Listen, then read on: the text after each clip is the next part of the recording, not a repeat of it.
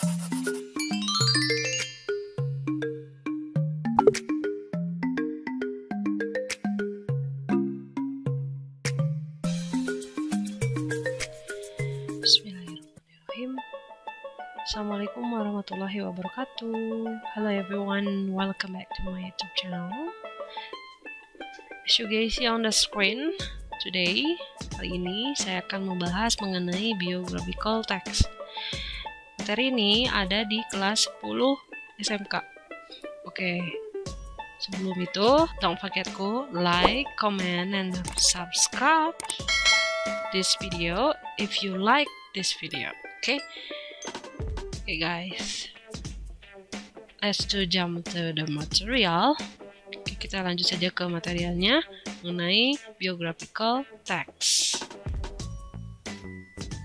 Oke, biographical text is simply a text that gives an account or detailed description about the life of a person. Jadi lebih singkatnya itu, biographical text itu berisi mengenai deskripsi atau detail-detail ya tentang kehidupan seorang. Umumnya, it entails basic facts such as childhood, education, career, relationship, family, and death. Jadi biasanya berisi mengenai dari hal yang mendasar seperti masa kanak-kanak, pendidikan, karir, hubungan keluargaan atau relasi, kemudian keluarga, dan juga kematian. A biography is a literary genre that portrays all these events which occurred in the life of a person. Jadi biasanya biografi juga berisi mengenai hal-hal yang sudah terjadi di kehidupan seseorang, mostly in chronological order. Jadi bersusun kejadiannya, misalnya dari masa kanak-kanak, remaja, kemudian dewasa, kemudian masa tua, dan kemudian meninggalnya kapan. Unlike a resume or profile, a biography provides a life story of a subject, highlighting different aspects of his or her life. Jadi tidak seperti dengan CV atau profile gitu, tapi biografi teks juga dilengkapi dengan cerita kehidupan dari seseorang. Aspek tersebut yang membedakan dari kehidupan orang lain, seperti itu. Okay, next. The function of writing biographies is to provide detail regarding the life of person in entertaining but informative manner. Jadi fungsinya untuk menulis biografi adalah untuk sebagai alat memberikan informasi yang menghibur, tapi juga sebagai berita yang informatif. Cara mereka hidupnya seperti apa, itu sebagai pelajaran untuk orang yang membaca, seperti itu. Oke, kemudian biographical text in general belong to the recount text genre. Thus, the structure and language features of biography are similar to recount text. Jadi, biographical text itu umumnya termasuk ke dalam recount text. Jadi, struktur dan ciri kebahasaan dari of biography umumnya sama seperti recount text, seperti itu. Okay, the generic structure of biography is as follow. Jadi umumnya seperti ini. Nah, yang pertama di paragraf pertama kita akan menemukan namanya orientation.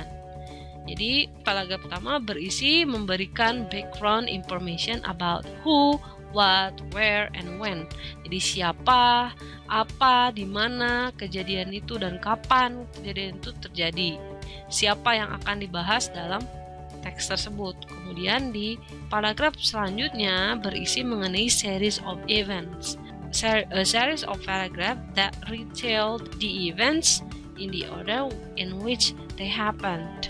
Jadi kejadiannya beruntut dari awal kemudian sampai akhir. Yang terakhir disebut reorientation, paragraf terakhir. Berisi mengenai a concluding paragraph that may include a personal comment.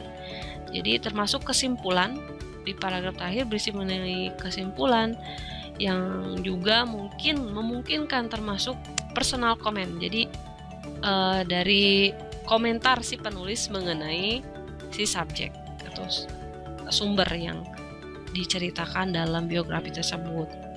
Jadi biasanya berisi mengenai pandangan si penulis mengenai seseorang tersebut seperti apa, seperti itu. Oke, next. Biographical text sangat erat kaitannya dengan adverbial phrases and adverbial clauses. What is adverbial phrase and adverbial clause? Apa itu? Kita akan bahas sedikit mengenai adverbial phrase, yaitu is a term for two or more words which play the role of an adverb in a sentence. Is the term for two or more words which play the role of an adverb in a sentence. Jadi ada dua atau lebih kata yang memerankan sebagai kata keterangan dalam sebuah kalimat. Kata keterangan, adverb adalah kata keterangan. To modify a verb, an adverb will usually describe when, where, or how something happened. Jadi untuk menerangkan kata kerja, di adverb itu gunanya untuk menerangkan kata kerja. Kapan will usually describe yang akan selalu menggambarkan kapan, di mana, dan bagaimana sesuatu itu terjadi. Oke, kemudian when. When dalam adverbial phrase of time digunakannya. Jadi an adverbial phrase of time states when something happened or how often. Jadi when itu digunakan untuk menerangkan adverb yang menyatakan kapan sesuatu itu terjadi. Untuk contohnya, I will do it in a minute. Saya akan melakukannya dalam semenit. In a minute ini termasuk ke adverbial phrase of time, itu waktu, kapan. Contoh lain, don't wait for the last judgment. It takes place every day. Nah, jangan menunggu sampai akhir penjurian. It takes place every day. Jadi every day ini termasuk ke adverbial phrase of time. Kemudian where or adverbial phrase of place. Di sini where ini menyatakan di mana sesuatu itu terjadi. Contohnya, I used to work in a 5-hydrant factory. You couldn't park anywhere near the place. Nah, ini menyatakan tempat di mana. Nah, di sini ada anywhere, kata anywhere near the place. Ini anywhere ini termasuk ke adverbial phrase of place.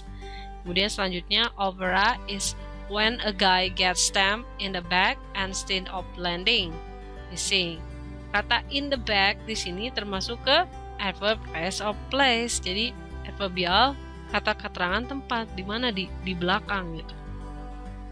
Oke, kemudian ada how adverbial phrase of manner yang menyatakan bagaimana sesuatu itu dilakukan. Contohnya, he would always talk with a nationalistic tone. Dia akan selalu berbicara dengan nada yang bernasionalistis. Kemudian, he sing in a low register. Ia bernyanyi dengan nada yang rendah. Nah, ini in a low register termasuk ke manner. Keterangan cara manner. Okay, guys, I think that's enough for today.